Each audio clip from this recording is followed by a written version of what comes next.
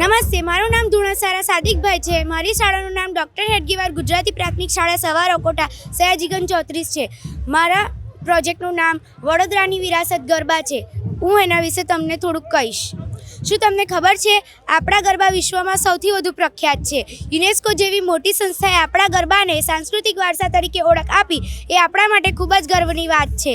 ગરબા એ લોકનૃત્ય છે જેમાં સ્ત્રી અને પુરુષ બંને ભાગ લે છે અને ગરબા રમે છે. ગરબા એ આસો માસની શુક્લ પક્ષની એકમ તિથિથી લઈને દસમ સુધી લેવાય છે, જેને નવરાત્રિ કહીએ છીએ. ગરબા એ આનંદના ભાવોની પ્રતિક્રિયા સ્વરૂપે વ્યક્ત થાય છે, જેમાં લોકો નાચે છે, નચાવે છે અને કુદરતનો આભાર વ્યક્ત કરે છે. જ્યારે ગામડામાં લોકો અનાજ પાકી જાય અને આનંદના દિવસો આવે ત્યારે સાથે મળીને દેવી દેવતાની સ્તુતિ કરે છે, જેને ગરબા કહે છે. ગરબાના ઘણા બધા પ્રકાર છે, જેમ કે રાસ, દાંડિયા, માટલી, ટીમ્પણી, બે તાળી, ત્રણ તાળી વગેરે.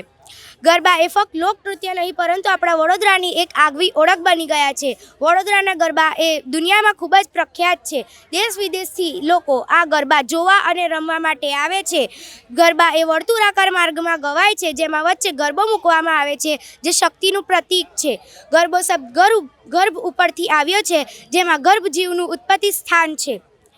હે રિદ્ધિ દે સિદ્ધિ દે અષ્ટ નવ નિધિ દે, रिद्धि दे सिद्धि दे अष्ट नव निधि दे, वंश में वृद्धि दे बार जानी, हृदय में ज्ञान दे चित्त में ध्यान दे, अभय वरदान दे शंभुरानी रे जीरे, अभय वरदान दे शंभुरानी. हे दुख को दूर कर सुख भरपूर कर, आशा संपूर्ण कर दास जानी.